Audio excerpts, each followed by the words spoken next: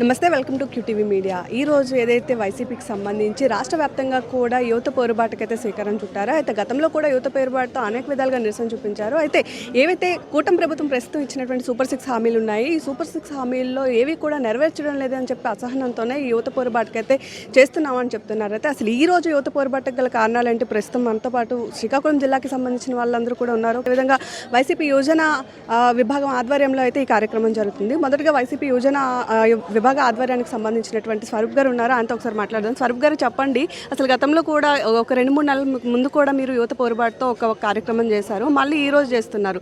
అసలు ఎందుకు ఈ యువత పోరుబాటు ఈ రోజు చేస్తున్నారు? Specific reason? ఈరోజు సంవత్సర కాలం అయిందండి. చంద్రబాబు నాయుడు ప్రభుత్వం వచ్చి సంవత్సర కాలం అయింది. మీకు తెలుసు, యువతకి 2 ముఖ్యమైన హామీలు ఇచ్చారు. ఒకటి నిరుద్యోగ భృతి, 3,000 రూపాయలు ఏదైతే ఇస్తామన్నారో నిరుద్యోగ భృతి, అది ఈ సంవత్సర కాలంలో ఇవ్వలేదు. ఇవ్వకపోవడం పక్కన పెడితే 2024-25 బడ్జెట్ అయిపోయింది. ఇప్పుడు 2025-26 బడ్జెట్ కూడా పెట్టారు. అందులో కూడా రూపాయి కూడా పెట్టలేదు చంద్రబాబు నాయుడు గారు. అంటే 2 సంవత్సరాలు 3,000 రూపాయలు నిరుద్యోగ భృతి ఇవ్వను అని చెప్పేసి అతను చెప్పకనే చెప్పారు. 1,60,00,000 కుటుంబాలు ఉన్నాయి మన ఆంధ్రప్రదేశ్లో. 1,60,00,000 పేద కుటుంబాలు, నిరుద్యోగ కుటుంబాలు ఉన్నాయి. 1,60,00,000 ఇంటూ 3,000 అంటే సంవత్సరానికి 55,000 కోట్లు ఇవ్వాలి. అంటే 2 సంవత్సరాలకి 1,15,000 కోట్లు ఇవ్వాలి. ఈ 1,15,000 కోట్లు ఎప్పుడు ఇస్తారు? మీరు బడ్జెట్లో పెట్టారంటే పెట్టలేదు. అందుకే ఈరోజు మేము ప్రతి 3 నెలలకు ఒకసారి గుర్చేస్తున్నాం. ఈ సంవత్సరం అయింది కాబట్టి యువజన విభాగం ఆధ్వర్యంలో పెద్దలందరి సహకారంతో ఈరోజు పెద్ద ఎత్తున ఒక ర్యాలీ చేసి ఒక నిరసన కార్యక్రమం, ప్రజాస్వామ్యంలో ఎప్పుడు కూడా నిరసన కార్యక్రమం ఉంటుంది కాబట్టి ఈరోజు నిరసన తెలియజేస్తాం. అలాగే మరొకటి ఏంటి, నిరుద్యోగ భృతి అన్నారు, నెక్స్ట్ 20 లక్షల ఉద్యోగాలు అన్నారు. ఎక్కడున్న 20 లక్షల ఉద్యోగాలు చెప్పండి? కనీసం ఒక్క ఉద్యోగమైనా ఇచ్చారా? ఇవ్వలేదు. ఈ సంవత్సర కాలంలో ఇవ్వలేదు. అంటే మెగా డిఎస్సి తీస్తున్నాము, ఎగ్జామ్స్ కూడా నిర్వహిస్తున్నాం అని చెప్పి కూటమి ప్రభుత్వం చెప్తుంది. అసలు దీని మీద ఎలా చూడాలంటారు? మెగా డిఎస్సి నిజంగా తీస్తున్నారా?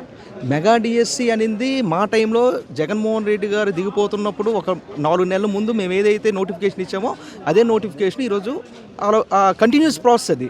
అది కాదు నేను అంటుంది. వాళ్ళు ఇచ్చిన వాగ్దానంలో కూడా ఏం చెప్పారు? మెగా డిఎస్సి ఏదైతే జగన్మోహన్ రెడ్డి గారు ఇచ్చిన ప్రకటన కాకుండా మేము అదనంగా మేము ఇస్తామని చెప్పారు. జాబ్ క్యాలెండర్ అన్నారు. అది కాక ఈరోజు ఒక 4-5 లక్షల ఉద్యోగాలు ఈ సంవత్సరాల్లో తీశారు. వాలంటీర్స్ని తీశారు. 2,50,000 వాలంటీర్లు తీశారు. అలాగే బెవరేజెస్ కార్పొరేషన్లో ఉన్న పిల్లలందరూ అవుట్సోర్సింగ్ ఉద్యోగాలు తీశారు. ఫైబర్ నెట్లో ఉన్న పిల్లల్ని తీశారు. అందరినీ కూడా తీసి, అలాగే రైస్ నడిపించే వాళ్ళందరికీ కూడా తీశారు. వీళ్ళందరినీ కూడా తీసి యువతలందరికీ కూడా బ్యాక్ స్టేపింగ్ చేసి వెన్నుపోటు పొడిచి కుదేలయ్యే కార్యక్రమం చేస్తున్నారు. అందుకే ఇవన్నీ నేపథ్యంలో ఈరోజు జగన్మోహన్ రెడ్డి గారు ఇచ్చిన పిలుపు మేరకు ఈరోజు పెద్ద ఎత్తున ర్యాలీ చేశాము, మెమోరాండం సమర్పించాము. తదుపరి కార్యాచరణ ఇంకా వాళ్ళ నుంచి స్పందన రాకపోతే తర్వాత మేము జగన్మోహన్ రెడ్డి గారు ఆలోచన విధానం ప్రకారం మా యువతంతా కూడా ఉద్యమిస్తుందని ఈ సందర్భంగా తెలియజేస్తున్నాం. రైట్ సార్, మీరు చెప్పండి. తల్లికి వందనం పేరుతో ఇప్పటికే మేము ఇచ్చినటువంటి హామీని నెరవేర్చాము, అందరి తల్లుల అకౌంట్లో కూడా అమౌంట్ డ్రా చేసాము అని చెప్తుంది కూటమి ప్రభుత్వం. మరి మీరు ఇంకొక వైపు చూస్తే యువత పోరుబాటుతో నిరసన కార్యక్రమాలు చేపడుతున్నారు. అసలు రాష్ట్రంలో ఏం జరుగుతుంది? ప్రజలు ఎలా చూడాలంటారు?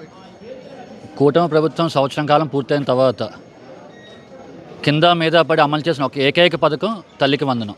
దానిలో కూడా ఎన్నో షరతులు పెట్టి ఈరోజు 15,000 ఇస్తామని చెప్పి కేవలం 13,000 తల్లి అకౌంట్లో వేయడం, అందులో కూడా ఆధార్ కార్డులు తప్పులు పడడం, కొంతమంది తండ్రులకు పడడం, ఒకే ఆధార్ కార్డు మీద 90 మందికి లబ్ధిదారులకి అకౌంట్లో డబ్బులు ఒకేసారి ఒకే అకౌంట్ల మీద పడడం, ఇలా ఎన్నో అవకతవకలు. కేవలం అదంతా కూడా చంద్రబాబు గారు కేవలం జగన్మోహన్ రెడ్డి గారు చేసిన అమ్మఒడిని ఏదో విధంగా ప్రజల్లోంచి పోగొట్టాలి, జగన్మోహన్ రెడ్డి గారి మార్క్ని ఏదో విధంగా పేద ప్రజల మనసుల్లోంచి చెరిపేయాలని చెప్పి ఉద్దేశంతో చంద్రబాబు నాయుడు గారు ఆడుతున్న డ్రామాలు కానీ అంతే తప్ప ఎక్కడా కూడా ఈరోజు కూటమి ప్రభుత్వం ఏర్పాటైన తర్వాత ఆయన చంద్రబాబు గారు చెప్తున్నారు 6 సూపర్ 6 హామీలు నెరవేర్చామని. నిజంగా ప్రజలందరూ కూడా నవ్వుకుంటున్నారు.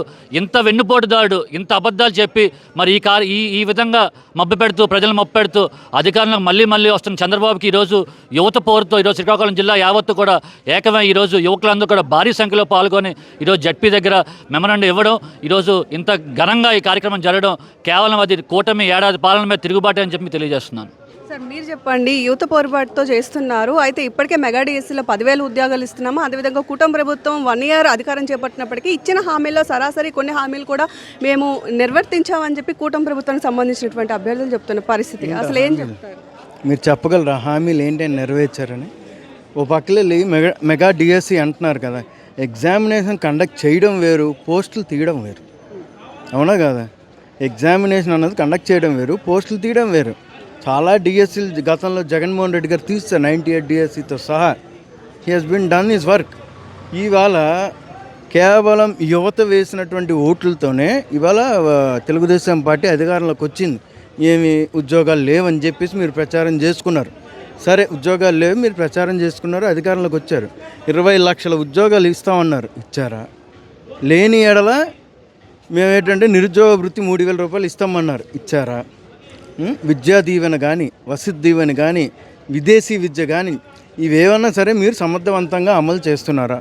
చేస్తే ఆ స్టాటిస్టిక్స్ని రిలీజ్ చెయ్యండి, మీరు చెయ్యండి. అంతేగాని మోసపూరిత హామీలు ఇచ్చేసి ఈ రోజుకి నాకు నిజంగా మన రాష్ట్ర ప్రజలను మెచ్చుకోవాలి. ఎందుకంటే చంద్రబాబు ఇవ్వడరా బాబు, మోసం చేస్తారని తెలిసి కూడా ఆయనకే మళ్ళీ ఓట్లేసి గెలిపించాడు.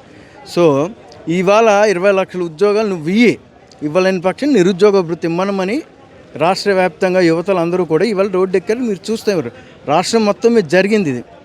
ఏమన్నా సమస్య మీద మేము లేవదీస్తే అలా వల్లభనేని వంశీని అంటారు, ఇంకో సమస్య లేవదీస్తే చెవిరెడ్డి భాస్కర్ రెడ్డి గారు అంటారు, ఇంకో సమస్యను లేవదీస్తే ధనుంజయ రెడ్డి గారు అంటారు. ఇట్లా వాళ్ళు చేస్తున్నంత డైవర్షన్ పాలిటిక్స్, కక్ష సాధింపు, ఇది కనుక ఇంకా రిపీట్ అయితే మీరు ఎంతమంది గొంతులు నొక్కుతారు చెప్పండి? ఎంతమంది గొంతులు నొక్కగలరు? 1, 2 గొంతులు మీరు నొక్కే కొద్దీ 10 పెరుగుతుంది. వేల లక్ష కోట్ల గొంతులై నినదించిన నాడు మీకు అప్పుడు కానీ మీకు బుద్ధి రాదు.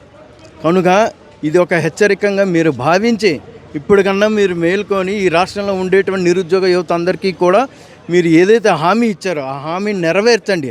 3,000 రూపాయలు ప్రతి నెల కూడా మీరు ఇస్తామని, ఏడాదికో నెలకు ఐడోనో కానీ ఇస్తామని చెప్పారు కదా, అదైతే మీరు ముందు నెరవేర్చండి అని చెప్పి. గతంలో ఫీజు రీంబర్స్మెంట్స్ కోసం అని చెప్పి యువత పోరుబాటు నిర్వహించారు, ఇప్పుడేమో నిరుద్యోగ భృతి కావాలని చెప్పి ఈ పోరుబాటు నిర్వహిస్తున్నారు. అంటే రాష్ట్రంలో ఇలాగే మీరు 3 నెలలకు ఒకసారి ఈ నిరసన కార్యక్రమాలు చేస్తూనే ఉంటారా? ఎస్, మేము వాళ్ళ హామీలు నెరవేర్చేంత వరకు కూడా మా పోరుబాటు ఆగదు. మీరు ఎలాగో మమ్మల్ని లేటండి శాసనసభలో అవకాశం ఇవ్వట్లేదు. ఎందుకు? జగన్మోహన్ రెడ్డి గారు ఇప్పుడు శాసనసభకి వెళ్తే యాజ్ అన్ ఎమ్మెల్యేగా పులివెందుల సమస్యలు చెప్పమంటే చెప్తారు, కానీ ప్రతిపక్ష నాయకుడుగా ఆయనకు హోదా ఇస్తే రాష్ట్రం మొత్తం మీద ఉండేటువంటి సమస్యలు మాట్లాడే అవకాశం కూడా ఉంటుంది. మీరు అది ఇవ్వట్లేదు కాబట్టే మేమే నేరుగా ప్రజల్లోకి వెళ్ళి ఈ సమస్యలు ఏంటంటే మేము లేవనెత్తుతున్నాం, మీరు ప్రతిపక్షాన్ని నొక్కే ప్రయత్నం చేస్తామని చెప్పాను కదా ఇందాకే. మేము 3 నెలలుగా ప్రతి నెల కూడా మేము లేవనెత్తాం, సమస్యలు పరిష్కారం చేసేంత వరకు. మీరు చెయ్యకపోతే ప్రతి గ్రామానికి కూడా మేము వెళ్తాం, వాళ్ళు ఇచ్చినటువంటి హామీలు ఇవి అని చెప్పేసి మేము నిర్మోహమాటంగా ఏదైనా హామీ అమలైందా అని చెప్పేసి మేము అడుగుతాం. ఎందుకనంటే కేవలం యువత ఓట్లతోనే వీళ్ళు గవర్నమెంట్లోకి వచ్చారండి. ఆ యువత కూడా మీరు మోసగిస్తే మీకేంటంటే మీకు తిరుగుబాటు మీకు ఏ రేంజ్లో అయితే మీకు రిజల్ట్ వచ్చిందో మీకు తిరుగుబాటు కూడా అదే స్థాయిలో అవుతుందని చెప్పేసి తెలియజేస్తాము.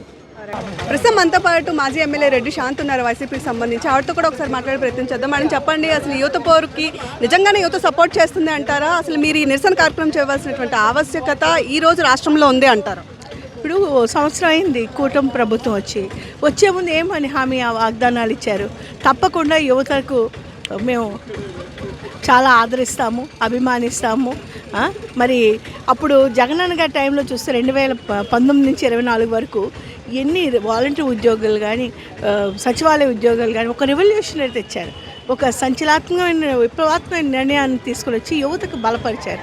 మరి చంద్రబాబు నాయుడు గారు కూడా ఎలక్షన్ ముందు 20 లక్షల యూత్ను ఆల్రెడీ మేము కనుక్కున్నాం, ప్రతి ఒక్కరికి నెలకు 3,000 రూపాయలు నిరుద్యోగ భృతి ఇస్తాము, మరి అలానే ప్రతి ఒక్క యువతని ఆదుకుంటాము, ప్రతి వాలంటీర్కి 10,000 జీతం ఇస్తాము అని అనేక రకాలైనటువంటి వాగ్దానాలు ఇచ్చారు.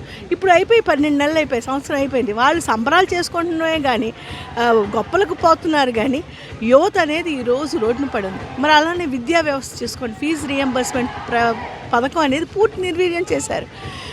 జగన్మోహన్ రెడ్డి గారు ముఖ్యమంత్రిగా ఉన్నప్పుడు ప్రతి 3 నెలలకి త్రైమాసికంగా విద్యా దీవెన, వసతి దీవెన, అంటే విద్యా దీవెన అంటే ఫీజు రీఎంబర్స్మెంట్, అది కూడా తల్లుల పేరును పడి తల్లి వెళ్ళి కాలేజ్ కట్టేది, అంటే ఒక బాధ్యత, ఆవిడకు ఒక పవర్. నా పిల్లలు ఎలా ఉన్నారు, ఏం చదువుతున్నారు, మీరు ఏం చెప్తున్నారు, నా పిల్లల తాలూకా భవిష్యత్తు ఏంటి, నా పిల్లల తాలూకా వ్యవహారం ఏంటి, నా పిల్లల తాలూకా నడవడికి ఎలా ఉందని తెలుసుకునేటువంటి భాగ్యం ఉండేది. మరి ఇప్పుడు అదేమీ లేదు. మరి వసతి దీవెన అంటే హాస్టల్ ఖర్చులని, ట్రాన్స్పోర్టేషన్ ఖర్చులని ప్రతి 3 నెలలకి అది కూడా పడేది. ఇప్పుడు చూస్తే ఈ 12 నెలల్లో 6,400 పైన ఫీజు రీఎంబర్స్మెంట్ పథకంకి, వసతి దీవెనకి ఇవ్వలేదు. మరి తల్లులు ఇప్పుడు ఎలా ఉంది పరిస్థితి? కళాశాలకి వెళ్తే పిల్లలకి రాయనివ్వకుంటున్నారు ఎగ్జామ్స్. ఆ తల్లి ఆఖరి పుస్తకాడు కూడా పద్దు పెట్టుకొని తాకట్టు పెట్టుకొని పిల్లలకి ఫీజులు కడుతున్నారు. తండ్రి ఆఖరికి పాపం రైతు కూలీలు బీదవాళ్ళు అందరూ ఆఖరికి ఉండే అటువంటి ఆ చిన్న పొలంనైనా తాకట్టు పెట్టుకొని ఆ డబ్బులు కట్టవలసి వస్తుంది. మరి అందరు పిల్లలు ఇప్పుడు ఇంజనీర్లు చదువుతున్నారు, అందరూ చక్కగా చదువుతున్నారు. మరి అందరికీ జగన్ టైంలో అది అలవాటు అయిపోయింది, చక్కగా పిల్లల్ని చదివించుకోవడం, ఉన్నతమైన స్థానాలు వెళ్ళడం. ఈ కూటమి ప్రభుత్వం రాకముందు ఇన్ని వాగ్దానాలు ఇచ్చారు, ఒక్క వాగ్దానం కాదు కదా, ఒక్క హామీ పూర్తి చేయలేనటువంటి ఫెయిల్యూర్. అందుకే ఈరోజు యువత పోరు కింద మొత్తం వచ్చి ప్రతి జిల్లాలో కలెక్టరేట్కి వచ్చి ఈ విధమైన నివేదికని మెమరాండం వేస్తున్నాం. ఇప్పటికైనా కళ్ళు తెరిచి యువతను మోసపరచకండి, తల్లిదండ్రుల మనోభావాలను దెబ్బతీయకండి, ప్రతి ఒక్క యువతను ఆదుకోండి, బేదరికాన్ని నిర్మూలించండి అనేది ఈరోజు చేస్తున్నారు కదా. ప్రస్తుతం యువత పోరుబాటుతో అయితే వైసీపీ వాళ్ళకి పెద్ద ఎత్తున యువత కూడా సపోర్ట్ చేస్తుందని వీళ్ళు చెప్పుకొస్తున్నారు. అయితే జిల్లాకి సంబంధించినటువంటి ప్రధాన నాయకుల ఆధ్వర్యంలో ప్రస్తుతం కలెక్టరేట్ దగ్గర అయితే ఈ నిరసన కార్యక్రమాన్ని అయితే చేస్తున్నారు. అయితే మనతో పాటు మాజీ స్పీకర్ తమ్మినేని సీతారాం గారు కూడా ఉన్నారు. ఒకసారి ఆయనతో కూడా మాట్లాడదాం. ప్రస్తుతం స్పీకర్ ఉన్నారు. సార్ చెప్పండి, యువత పోరుబాటు కార్యక్రమంతో ప్రతి 3 నెలలకు ఒకసారి నిరసన కార్యక్రమాలు చేస్తున్నారు. అసలు నిజంగానే ఏవి యువతకి ఇవ్వాల్సినటువంటివి ఏవి ఇవ్వలేదా అంటారు? యువతకి ఇచ్చినటువంటిది ఏమైనా ఉంటే చూపించమనండి. మీరు కూడా పత్రికా రంగంలో ఉన్నారు కదా, వాళ్ళు ఇచ్చినటువంటి ఉంటే మనం ఏమి నో అనడానికి లేదు కదా. అందుకే ఇవాళ మనకి వాళ్ళు ఇచ్చినటువంటిది ఏ ఒక్కటి ఉన్నా కూడా స్పష్టంగా చెప్పమనండి, మేము ఒప్పుకుంటాము.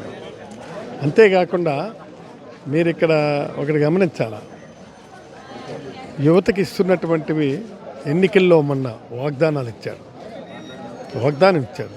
ఆ ఇచ్చిన వాగ్దానాన్ని కూడా నిలబెట్టుకోలేకపోతున్నారు ఆయన. మొత్తం 20 లక్షల ఉద్యోగాలు కల్పిస్తూ ఉన్నాడు. 4 లక్షల ఉద్యోగాలు రిమూవల్ చేశాడు. 3,000 రూపాయలు వృత్తి కల్పిస్తూ ఉన్నాడు. కల్పించాడా? అది రిమూవ్ చేసినటువంటి వాటి ఉద్యోగాల్ని తిరిగి వాళ్ళు అపాయింట్మెంట్ చేస్తారా? ఇప్పుడు 20 లక్షల ఉద్యోగాలు ఇచ్చాడా? నేననేది మనం ఒక్కటే గమనించాలా, వాళ్ళు ఇచ్చినటువంటిది ఏమైనా ఉంటే సత్యమైనటువంటి మాటలు మాట్లాడమంటున్నాను. అబద్ధాలు మాట్లాడకూడదు. అబద్ధాలు మాట్లాడడం వల్ల ఎవరికీ లాభం ఉండదు. మీరు ఈ చేస్తున్నటువంటి దానివల్ల నష్టమే జరుగుద్ది మీకు. అందుకు కాబట్టి దానివల్ల పెద్ద అడ్వాంటేజ్ ఏమి ఉండదు వాళ్ళకి. సో ఇప్పుడు రాష్ట్రంలో ఉండేటటువంటి పరిస్థితుల్ని అసలు ఏ విధంగా చూడాలి అంటారు? జగన్మోహన్ రెడ్డి గారు ఎక్కడికి వెళ్ళినా సరే బంధించడం కానివ్వండి, లేకపోతే ఎదుర్కొన్నటువంటి ఇవి కానివ్వండి, కేవలం వైసీపీ వాళ్ళు చేస్తున్నారు అని చెప్తున్నారు కూటమి ప్రభుత్వం. మాకేంటి, ఆయన బయటకు వెళ్తా ఉంటే మేము బయటకు రమ్మనమంటున్నాం. మేమెందుకు ఆయన్ని బంధిస్తాం? ఆయన్ని బంధించాల్సినటువంటి అవసరం మాకేముంది? We are inviting to come out. అందుకు జగన్మోహన్ రెడ్డి గారిని ఈరోజు ఎవరూ బంధించలేదు.